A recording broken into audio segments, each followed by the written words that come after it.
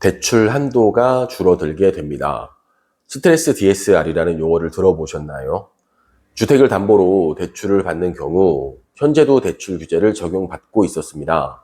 하지만 9월부터는 스트레스 DSR 2단계가 적용되어서 신용이나 소득에 상관없이 대출 한도는 더 줄어들게 됩니다. 먼저 주택담보대출 관련 용어부터 알고 계셔야 하는데요. 간단히 정리해 드리겠습니다. 첫 번째, LTV입니다. 담보인정비율 또는 담보대출 비율이라고 하는데, 예를 들어 10억 원의 아파트의 LTV가 60%라고 하면 아파트를 담보로 6억 원 한도 내에서는 돈을 빌릴 수 있다는 얘기입니다. 두 번째, DTI입니다. 총부채 상환 비율이라고 하는데요. 소득과 부채를 확인해서 원리금 상환 능력을 평가합니다. DTI가 50%라면 연소득이 5천만 원인 경우 연간 원리금 상환액과 기타 부채 이자 상환액이 2,500만 원을 넘지 않아야 한다는 얘기입니다. 세 번째, 현재 시행 중인 DSR입니다. 총부채 원리금 상환 비율이라고 하는데요. DTI는 기타 부채에 대해서는 이자 상환액만 평가하지만 DSR은 기타 부채도 원리금 상환액으로 평가합니다. 신용대출, 자동차 할부금, 카드론 등 모든 대출이 포함되고요. DTI보다 좀 더 강화된 대출 규제라 할 수 있습니다. 네 번째, 스트레스 DSR입니다. 금리가 상승했을 때 원리금 상환 부담이 커지는 것을 미리 감안해서 일종의 가산금리를 적용하는 방식인데요.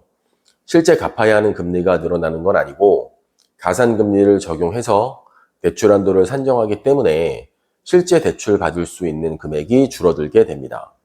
9월부터 1.2%의 스트레스 금리가 적용될 예정인데, 정부에서 발표한 자료에 의하면 연소득 5천만 원 기준 30년 상환 금리 4.5%를 적용했을 때 기존 3억 2,900만 원까지 받을 수 있었던 대출 한도는 2억 8,700만 원으로 4,200만 원이 줄어드는 결과가 나오게 됩니다.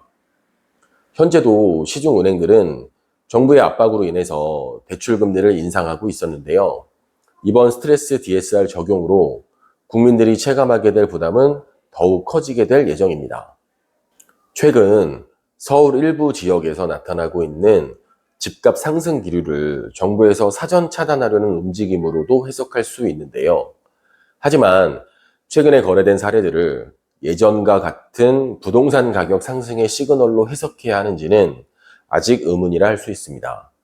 다만 이번 발표가 시장에 던지는 메시지로는 어느 정도 효과가 있을 거라 생각됩니다. 계속해서 집값이 잡히지 않는다면 다른 조치들도 계속해서 취할 수 있다라는 정부의 의지는 확인할 수 있는 거죠. 정부에서 대출을 규제할 때마다 부동산 시장에 큰 영향을 주었던 건 지난 경험을 통해서도 알 수 있는데요. 88 부동산 대책 이후 이번 조치가 시장에 어떤 영향을 주게 될지 좀 더 관심을 갖고 살펴볼 필요가 있다고 생각합니다.